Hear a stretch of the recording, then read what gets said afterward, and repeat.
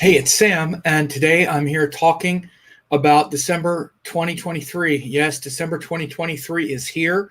We have a lot of powerful things that are coming up this month, as you can see. I have several dates listed here. Some very transformative events have happened. In fact, one of the biggest is we just had Rahu and Ketu, the lunar nodes, move into Pisces and Virgo respectively. We also have a lot of shifts with new moon in Scorpio, Mercury retrograde, all kinds of things that are happening. So before I dive into that, though, I do want to let people know about the Rahu in Pisces, Ketu in Virgo web class. If you haven't gotten that yet, check this out. So go to rahuketu.net to attend the Rahu in Pisces, Ketu in Virgo free web class. We're going to have this shift of Rahu going through Pisces and Ketu through Virgo. It'll be from November 29th, 2023 until the end of May of 2025. And I'm going to talk about what it means for your sign, the house axis from your chart,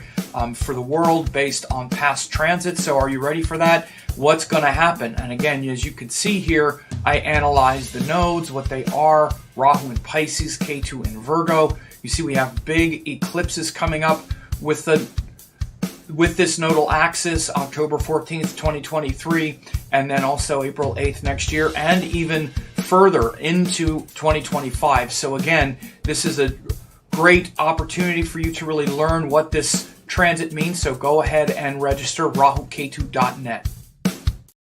Yeah, that's a very important shift that just happened. So things are so much in transition right now, as you probably know. So again, today, though, I'm going to be talking about the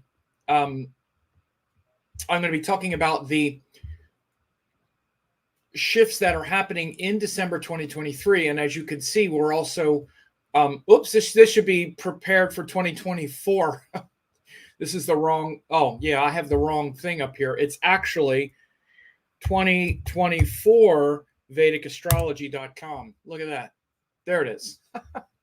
2024 Vedic Astrology. 2023, again, I'm still like, I can't believe how this year has gone by. But 2024 VedicAstrology.com, you can also go there and get this printout, this PDF, and the hour-long video on 2024. So again, it's not premature to start saying it now because we're in December 2023. So let's go through this month. And as you can see, I have these things outlined. There's a few major shifts. December 8th through the 12th. Well, first of all, we start with where we're at now. Let me just go over this quick, and then I'll go through the whole month. But December 8th through 12th, it says relationship awareness. That's because we have this exact opposition from Jupiter and Venus, which happens between the 8th and the 12th, right? Then on the 12th, we have the new moon in Scorpio. These are some of the highlights. Between December 1st and around the 8th, things just kind of stay the way they are. Not a lot of big shifts that happen, and I'll talk about where we are with this, with these planets: Venus in Libra, Mars, Sun in Scorpio, Mercury in Sagittarius. Of course, Saturn and Jupiter are where they are. So from December 1st until around the 8th or so, that just kind of maintains. But then we get this opposition between Venus and Jupiter. Then we have a new moon in Scorpio shortly after. Then you can see, then Mercury turns retrograde. So around the middle of the month, from December 12th, 13th, we start to get a lot of shifts happening with the new moon, with Mercury retrograde. And then a couple days later, the sun moves into Sagittarius, right? Then Venus enters Scorpio right around Christmas. Again, that'll be a shift. On December 25th, Venus goes into Scorpio, and then Mars goes into Sagittarius a couple days later. And then by the end of the month, Jupiter turns direct. So these are a couple of the big shifts that are happening for December 2023. And again, it's a very big, there's a lot of sort of movement that's happening even before we get to that. So let me go down and start here. As you see, December 1st, this is where we're at right now. And we have Venus down here in Libra, right? It's only 2 and a half degrees or so. Again, Venus just went into Libra, so there's some renewed diplomacy and reckoning with our relationships and things like that, where we feel a lot better about those things these days with this Venus in Libra, after having gone through since the summer Cancer, Leo, then Virgo. So Venus is here in Libra for almost the whole month. You see, it doesn't enter Scorpio until the 25th. So as far as relationships and diplomacy and trying to kind of maybe repair some weird triggerings and projections and strangeness in relationships for the last several months, December is pretty decent for that because Venus is in Libra. Again, you see it's opposite Jupiter in Aries, but the degrees are pretty wide here, at least at the beginning of the month. So what happens is Venus will start to close that gap and hit this almost exact, and it'll hit this exact opposition to Jupiter in Aries, again, around the 8th until the 12th. So I'll move that forward. By the way, let me just recap quickly too. We also have Mars and Sun in Scorpio at the beginning of the month. This is where we're at with, again, all that Scorpio energy of wanting to protect our emotional vulnerabilities. Again, it can bring some high, discipline and whatnot, but we might be still sort of combative with Mars in Scorpio, particularly because it's still also very combust, a lot of combustion here. So we have to be aware of those things at the beginning of the month. But again, Mars in Scorpio also has a lot of discipline and courage to face these things. So again, it's actually a really powerful placement. The combustion is what makes it a little volatile. So be careful about being volatile, but it's a good time to really face your fears and vulnerabilities and not blame others for them, but own them. Take ownership of the things that you're trying to protect, right? Mercury and Sagittarius, we're a little more opinionated than we are using our discrimination, right? To start off this month of December. Because again, Mercury's where we're trying to understand things, not jump to some conclusion so we can tell ourselves that we're right? When it's in Sagittarius, it's quite righteous and it's more opinionated often than it is intelligent. And those things look very similar. Opinions sound a lot like intelligence. Most people are just opinionated. They're not really that smart. I don't mean that to be mean. It's not that we're not smart, but we don't use our intellect. We use our intellect to create stories to justify what we already think and already believe and to justify our opinions, right? Mars has these opinions and then Mercury kind of justifies it. We're not really using our discrimination very well. So we got to be aware of this with Mercury and Sagittarius, especially a lot of big stories. We already feel a certain way and we're fired up about it. We're not really using a lot of discrimination to try to understand the other point of view and whatnot. So that persists for pretty much the whole month until Mercury goes retrograde, though, in Scorpio. And then you'll see he actually backs up into Sagittarius. Goes retrograde in Sagittarius, and then he backs up into Scorpio at some point. So that's kind of where we are at the beginning of the month. Now, again, as we go forward, you'll see the days here. This is December. We'll just go forward. December 2nd, 3rd, 4th. You see the moon is going around, but the other planets aren't really moving so much. Now, this is where we get into, look at the degrees now. Venus is 8. Jupiter is 12. This is why I said from the 8th into the 12th, 7, 8. Now they're pretty close, 10:43, and Jupiter is 12:13. This is where we get into that very tight opposition between Jupiter and Venus. And so again, what this means, the exact opposition is here around the 9th. So I extended this for a few days around that opposition. So this relationship awareness between Jupiter and Venus can really help us understand our projections, illusions, disappointments in others. The other person is never going to be your soul mate. If you have a soulmate, you're very lucky, but that means that you have to actually work it out with them. There's a thing, souls don't mate, karmas mate. It's a good thing to remember. Souls don't mate, karmas mate, right? So karmas mate, not souls. And so when we have souls together, souls are not dependent upon each other to make the other one happy and all like that. But our karma, we come together with another person because we're learning the Venus principle. We're learning how to accommodate, agree with others, compromise, and learning how to connect on that deeper level where we're not just projecting the kind of soulmate fantasy onto the other person, right? So this is a time to really awaken from that, especially with Venus and Libra, where we can really see that exchange of energy with a lot more skill, discrimination, and not so much projection and fantasy and disappointment. However, the way that's often shown to us is by revealing our projections and our disappointments. So what this really means is that from December 8th to 12th, and really for pretty much all of December, there's a high possibility for this fantasy projection and the disappointment that comes.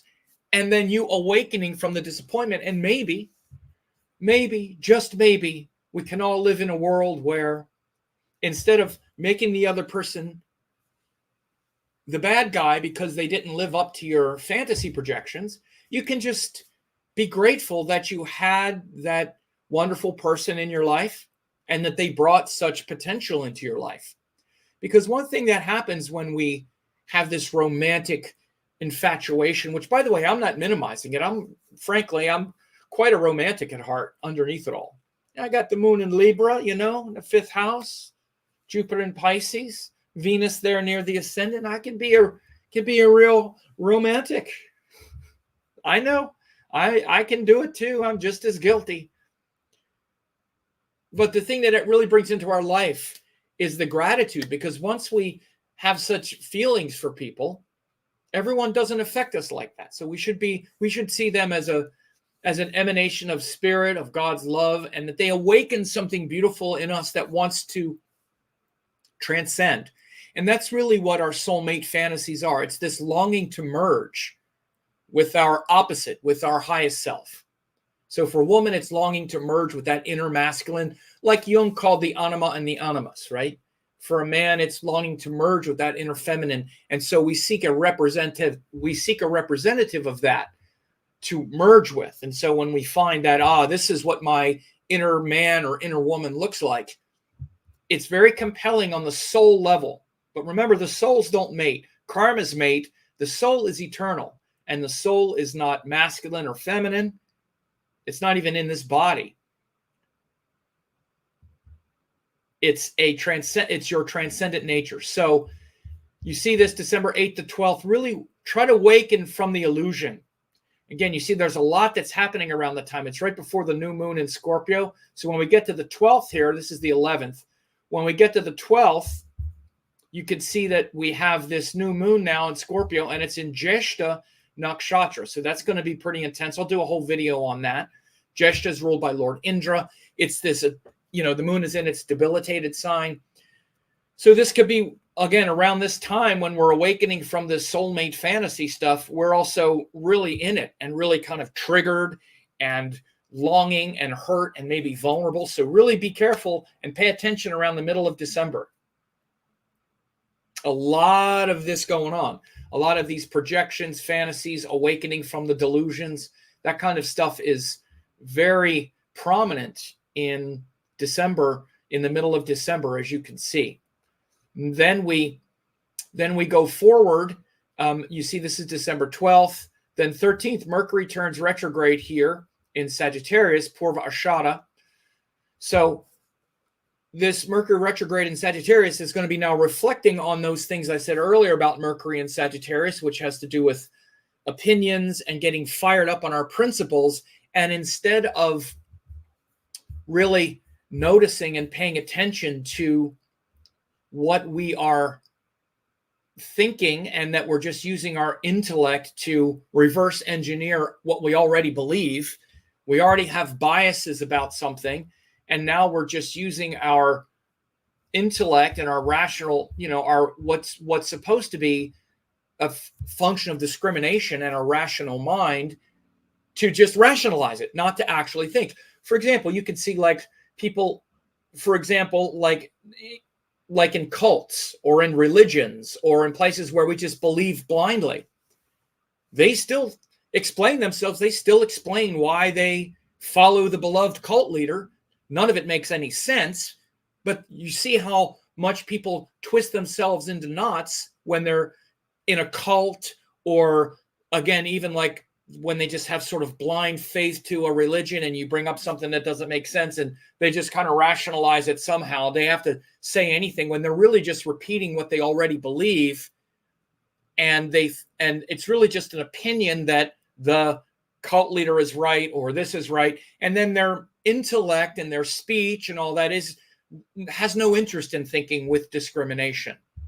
So this is like an extreme version of Mercury and Sagittarius. Of course, Mercury and Sagittarius is also very philosophical but we have to be careful of the thing I'm saying, because many times when Mercury's in Sagittarius in a natal chart in the sky, these things look very similar. We just use speech and the intellect to confirm what we already believe. It's called confirmation bias. And then just conjure up arguments to keep hammering away at what we already believe. We see a lot of it now. And by the way, I'm just going to say, we see a lot of it now with what's happening in the Middle East, the Israel and Palestinian conflict.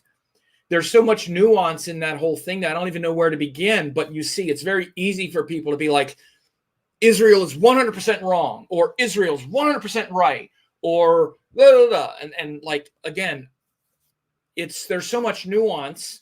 I could argue both sides with incredible passion. So again, this is an example of like not wanting to see nuance or being able to see nuance in situations that are incredibly nuanced anyway.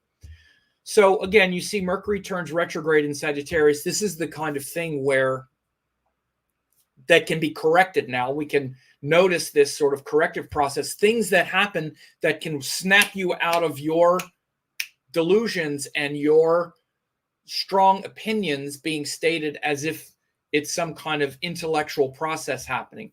So as we go forward, you'll see then that the sun now moves into Sagittarius on the 16th. You see that?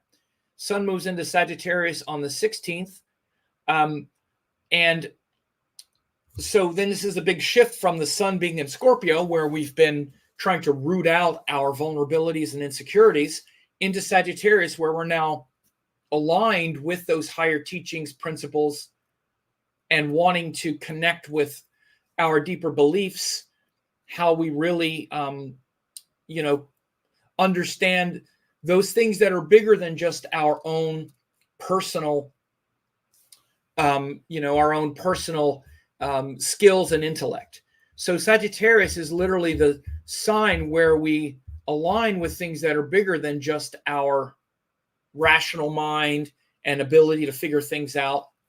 So the sun moving into Sagittarius is very empowering for your beliefs, your belief system, and really connecting to a sense of faith. It's very much about faith. And again, we have to have faith in things that we can't just figure out and measure through our own rational mind and intellect. That's what faith is, and that's what it's for, because we don't have it figured out. You didn't create this universe. Human beings didn't create this. We have no idea how this whole universe is working and is put together. So faith is really just faith that there's something bigger, something beyond just our rational mind and intellect. And one thing I did just want to say as well before I forget is this 2024 Vedic Astrology forecast. Again, 2024 is right around the corner. You can go to 2024 Vedic Astrology.com, 2024vedicastrology.com, as you see, and you go to this page, you get the free download of the PDF, and then you get to register for the video as well. You should really understand, as you can see, we're right down at the end here now, the last month of 2023. So in 2024, we have huge things coming. And the 10 or 11 most important shifts that you need to know are there. So again, as the sun moves into Sagittarius, it's also really lighting us up for the next thing that happens. It, the next big shift that takes us into next year. And before I forget, I just wanted to share this as well. Please like, share, and subscribe, and ring the bell on YouTube to get notified of new videos and live streams. Also, leave a comment, share it with others on Facebook, Twitter, or other social media platforms. So now, as we continue on, then we see as we move the calendar forward here, eventually we're going to get to Venus and Mars change almost the exact same day. You see Venus enters Scorpio on the 25th, and then Mars enters Sagittarius on the 27th. So again, you see Mercury still retrograde. It passes in front of the sun. You see here that the sun and Mercury, they just passed. This is when Mercury is retrograde and combust. So it's both getting energized by the power of the sun, and it's closest to the earth. So at this time here, when we're at like December 21st, which is actually the solstice date, Mercury is very powerful. So again, during this retrograde cycle, this is a great opportunity to bring together all the things I was just saying. The sun is empowering that Sagittarius area of life, which empowers those things that you already believe or clarifies those beliefs. The only way to really clarify those beliefs is to align them with your intellect and your intelligence. So you're not just blindly following things and just arguing mechanically about them and all like that. No, it's to bring together the things that feel inherently true and right to you, which is Sagittarius, and the ability and capacity to understand them, to understand the other side, to empathize, to really consider both sides of things, and then your ideas and opinions are actually infused with knowledge and insight and wisdom. So as you see, there's a lot going on here around December 21st, the 20th, 21st, etc., with the sun Mercury crossing here in Sagittarius.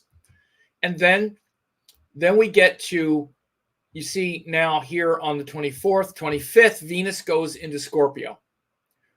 Well, it's probably the end of the day on the 24th. So Venus goes into Scorpio, where it's going to be for the next, 3.5 weeks or so. So Venus in Scorpio takes that lighthearted Venus in Libra energy and makes it more intense and more passionate and even more vulnerable. So let's say that during this Venus through Libra, you got into an agreement with another person. Let's say like even, like a romantic involvement or whatnot. And so you feel that joy of relating in Libra, then it goes into Scorpio and you feel the vulnerability. Now, now what have I done? Now I'm vulnerable. Now I'm worried because I'm vulnerable. So Venus in Scorpio brings out that vulnerability for the next, few weeks. And you see that shift right as, right on December 25th. And then the 26th, then 27th, now you see Mars crossing into Sagittarius. So that Sagittarius energy is reaffirmed. So are those opinions. Again, you see Mars and Mercury are very close here as this happens. And you see Mercury is about to go into Scorpio. It's 013 and Mars is 7 seconds. So you could see that Mars and Mercury are going to cross here at 0 Sagittarius. Now, this is what's called the Gandanta point. I'll do a whole video on this with Mars passing through Gandanta and then Mercury also passing it. This juncture here between sidereal Scorpio and sidereal Aquarius is called Gandanta. Of course, this is based purely on the reality and the fact of Vedic astrology being sidereal, which means, like it says in every Vedic astrology text, Aries and Ashwini, the Ashwini Nakshatra and Aries Rashi are how you begin the zodiac. And everything lines up from there. When you do that, it means that the junction between the water and fire signs are what are called Gandanta, which means untying the knot, loosening the knot. because all of the signs are knotted together. They're tied together by the nakshatras in every other place of the zodiac. But the knot loosens in between Cancer, Leo, Scorpio, Sagittarius, and Pisces, Aries. So it means that energy is quite volatile. So we should really expect here 25th, 26th, 27th, 28th, that energy again. So from the 25th Christmas to, you might even say the rest of the year, because Mars is going to be close to this Gandanta for the rest of the year, but especially around the 27th, I should say 26th, 27th, 28th, those 3 days, Mercury and Mars are going to cross right on the Gandanta point. So these opinions and ideas and vulnerabilities are really, it's anybody's guess. So watch out for weird explosions and people flipping out, freaking out. Again, it could be quite a dangerous time for the world as well. We could see some very unfortunate, explosive, diplomatic breakdowns or all kinds of vulnerabilities exploding into the surface. We all know what that might mean. So you could see how by the end of the year, Mercury has transitioned back into Scorpio. Mars is now in Sagittarius. Then we have one more surprise by the end of the year, and that's Jupiter up here. Watch, he's going to turn direct on December 31st. By the way, that's the first indicator of this 2024 Vedic astrology forecast. The first thing I do is I start with Jupiter turning direct, and then also Mars in these powerful signs to begin 2024. So again, very important way to understand the year ahead for you is to get the free PDF download and watch the almost hour-long video on these things. But you can see Jupiter turning direct. He's been retrograde since, I believe it was September. So he's, it's very much a time to start moving ahead, moving forward with what inspires you. Start moving ahead with what inspires you and not just, sort of reflecting on the aspects of your life that you're hoping to, take you into a higher place. And it's very important also because this particular Jupiter direct, especially once he turns direct, he's the ruler of this Sun Mars in Sagittarius. So he's the ruler. Also, Venus is going to go through. Jupiter will go back through.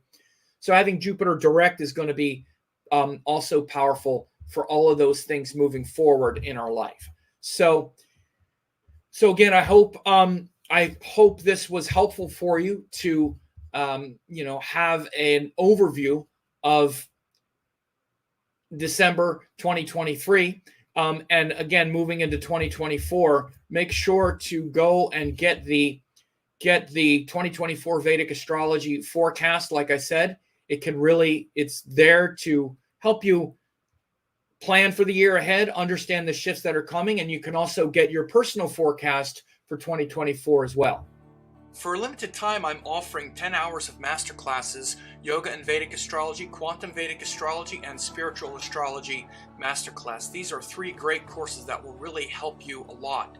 Now, in case you don't know who I am, I taught the AstroVed certification course, Dattatreya Shiva Baba, in 2010.